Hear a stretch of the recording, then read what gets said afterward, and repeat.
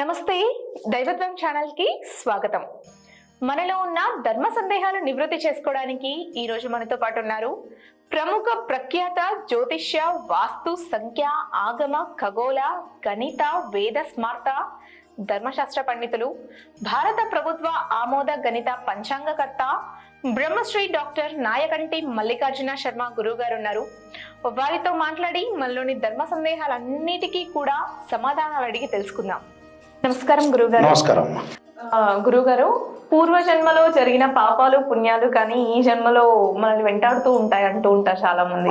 ఇంకొందరు అంటారు ఈ జన్మలో చేసిన పాపాలు ఈ జన్మలోనే అనుభవిస్తారు అని. ఏది నిజం అంటారు అందులో? పూర్వ జన్మలో ఉండే కర్మ ఫలితం అంతా ఈ జన్మలో వెంటాడుతుంది. కారణం ఏంటంటే, ఒక శిశువు పుట్టినప్పుడు వికలాంగత్వంగా పుడతాడు. అతను ఏం పాపం చేశాడు? ఎగ్జాంపుల్ అంటే స్ట్రైట్ క్వశ్చన్ ఇది. అంటే కొంతమంది అంటూ ఉంటారు, నేను చెప్పే స్ట్రైట్ క్వశ్చన్ వినండి. ఒక వ్యక్తి ఎంబటే శిశువు కడుపులో, తల్లి కడుపులో, గర్భంలోంచి బయటకు వస్తాడు. ఆ శిశువు కాళ్ళు, చేతిలో ఏదో ముక్కో ఏదో బాగలేకపోవచ్చు. కానీ ఆ అబ్బాయి ఏం పాపం చేశాడు, ఎవరిని అన్యాయం చేశాడంటే పూర్వజన్మలో ఉండే కర్మ ఫలితమే ఈ అబ్బాయికి వస్తుంది. అలా రావడానికి కారణం అదే. తల్లిదండ్రుల యొక్క కర్మ కూడా కొంత భాగం ఉంటుంది, కానీ పూర్వజన్మలో ఉండే కర్మ ఫలితం అంతా వెంటాడుతూ ఉంటుంది. ఆ వెంటాడే కర్మ ఏంటంటే, ఒక భర్తకి తల్లిదండ్రులకి సంతానం లేకపోతే ఏంటంటే పూర్వజన్మలో ఏదో సంతాన పరంగా వాడు దోషం చేశారని అర్థం. అంటే వాళ్ళకి సంబంధించిన పిల్లల్ని వేధించారనో, లేకపోతే అబార్షన్స్ చేయటం కానీ, పిల్లల్ని ఏదో కొట్టడం కానీ, ఏదో పిల్లల్ని పక్కింటి పిల్లల్ని కానీ ఎదుటి పిల్లల్ని కూడా హింసించడం, ఇలాంటివన్నీ కూడా జరుగుతూ వాళ్ళకి సంతానం కలదు. ఒక అబ్బాయికి పెళ్లి కాదు, పోయిన జన్మలో భార్యని హింసించుంటాడు, భార్యాభర్తలను విడగొట్టింటాడు, కాబట్టి వాడికి పెళ్లి కాల. ఒక అమ్మాయికి పెళ్లి కాకపోవడానికి కారణం ఏంది? భర్తను వేధించి ఉంటుంది పోయిన జన్మలో, లేకపోతే భార్యాభర్తలను ఇద్దరిని విడదీసి ఉంటుంది, అంటే నిశ్చితార్థం వరకు వచ్చేసి విడదీసి ఉంటుంది. అందువల్ల ఈ అమ్మాయికి పెళ్లి కాల. ఇంకొంతమంది ఆరోగ్యం పరంగా బాగుండదు. ఆరోగ్యపరంగా ఉంటే పోయిన జన్మలో పాపం చేసి ఉంటారు, పాపం చేయడం వల్ల ఆరోగ్యపరంగా బాగుండదు. అంటే పూర్వజన్మలో ఉండే కర్మ ఫలితం అంతా కూడా శరీరంలో అవయవాలు పనిచేయకపోవడానికి కూడా కారణమే. ఇవన్నీ కూడా కారణం ఉంటాయి. ఇవన్నీ కూడా కారణం కావడానికి ఏమిటంటే పూర్వజన్మలో ఉండే కర్మ ఫలితమే. కొంతమంది డబ్బు సంపాదించలేకపోతారు ఈ జన్మలో, డబ్బు వచ్చినా ఖర్చు అవుతుంటుంది. పోయిన జన్మలో ఏంటంటే అప్పులు చేసింటారు వాళ్ళు. పోయిన జన్మలో అప్పు చేస్తారు, అప్పు చేసి ఎగ్గొడితేనే ఈ జన్మలో మనకి కరెక్ట్గా ఉండదని అర్థం. మనం డబ్బులు సంపాదించలేకపోతాం. ఈ సంవత్సరం ఈ జన్మలో అన్నం తినలేకపోవచ్చు. ఆరోగ్యపరంగా అన్నీ ఉండి అన్నం తినలేని వ్యక్తులు కూడా చాలా మంది ఉన్నారు, భోజనం చేయని వ్యక్తులు. పోయిన జన్మలో ఏదో అన్నాన్ని వాడు తనటమో, లేదా నెగ్లెక్ట్ చేయడమో, లేదా అన్నం తినేటప్పుడు కంచాన్ని లాక్కోవటమో, ఎవరికి దాన ధర్మం చేయకపోవడం, అలాంటివన్నీ జరుగుతూ ఉంటాయి. అందువల్ల ఇలాంటివన్నీ కూడా కొన్ని ఉంటాయి. పూర్వజన్మలో ఉండే కర్మ ఫలితం అంతా కూడా ఈ జన్మలో శాసించే అవకాశం ఖచ్చితంగా ఉంది. ఏ జన్మలో బ్యాలెన్స్ ఆ జన్మలో కాదు అది. ఉదాహరణకి నేను చెప్పిన ఎగ్జాంపుల్ ఏంటంటే, ఒక శిశువు బయటికి రాగానే వికలాంగుడుగా కావడానికి కారణం ఏంది? రీజన్ అది. అది ఎవరు దానికి సమాధానం ఎవరు చెప్పలేరు.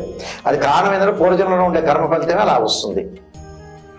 అది ఇంకా సైన్స్ రూల్లో రకరకాలు చెబుతుంటారు, విటమిన్స్ పడలేదని రకరకాలు చెబుతుంటారు. కానీ ఎన్ని విటమిన్స్ ఇచ్చినా కూడా జరిగింది. మల్టీవిటమిన్ క్యాప్సూల్స్ వాడినా, ఒక గైనకాలజిస్ట్ దగ్గరికి వెళ్ళి రెగ్యులర్గా చెకప్ చేస్తున్నా, మానసికంగా ఆందోళన లేకపోయినా కూడా ఇలా పుట్టేవాళ్ళు చాలా మంది ఉంటారు. దానికి కారణం ఏంటంటే పూర్వజన్మలో ఉండే కర్మ ఫలితం. ఇప్పుడు వైఫ్ అండ్ హస్బెండ్ రిలేషన్లో కరెక్ట్ లేకుండా డివోర్స్ జరిగే వ్యక్తులకు ఏం కర్మ చేశారని? భర్త మంచివాడే, అలానే ఒక రకంగా భార్య మంచిదే, ఎందుకు వాళ్ళిద్దరు కూడా డిస్ప్యూట్స్ అవుతున్నారు? పూర్వజన్మలో ఉండే కర్మ ఫలితమే. అయితే ఈ జన్మలోవి ఈ జన్మలోనే తీరుతాయని కూడా అంటూ ఉంటారు. ఈ జన్మలో ఉండేవి దానికి కారణం ఏంటంటే, ఈ జన్మలో తీరకపోతే నెక్స్ట్ జన్మ అని అర్థం.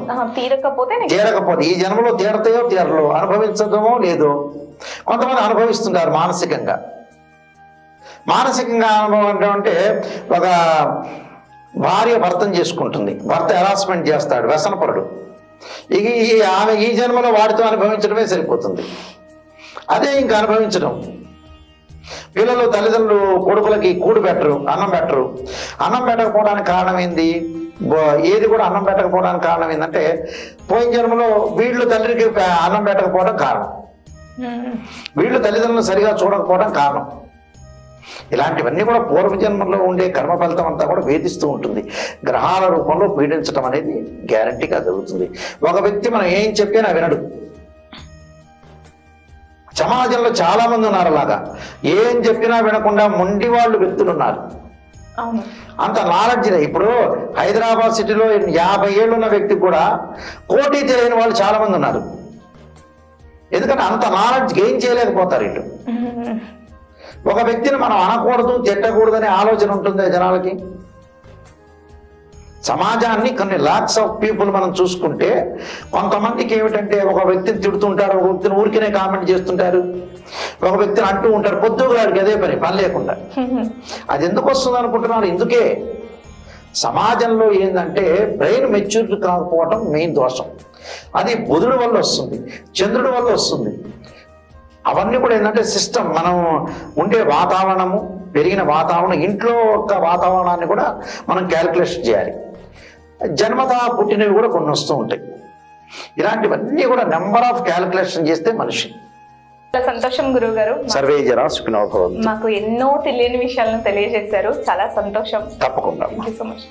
చూశారు కదా, మనం అడిగిన ధర్మ సందేహానికి మల్లికార్జున శర్మ గురువు గారు ఎంతో చక్కగా సమాధానం చెప్పారు. అలాగే ఇలాంటి మరిన్ని వీడియోస్ కోసం దైవత్వం ఛానల్ సబ్స్క్రైబ్ చేసుకోండి.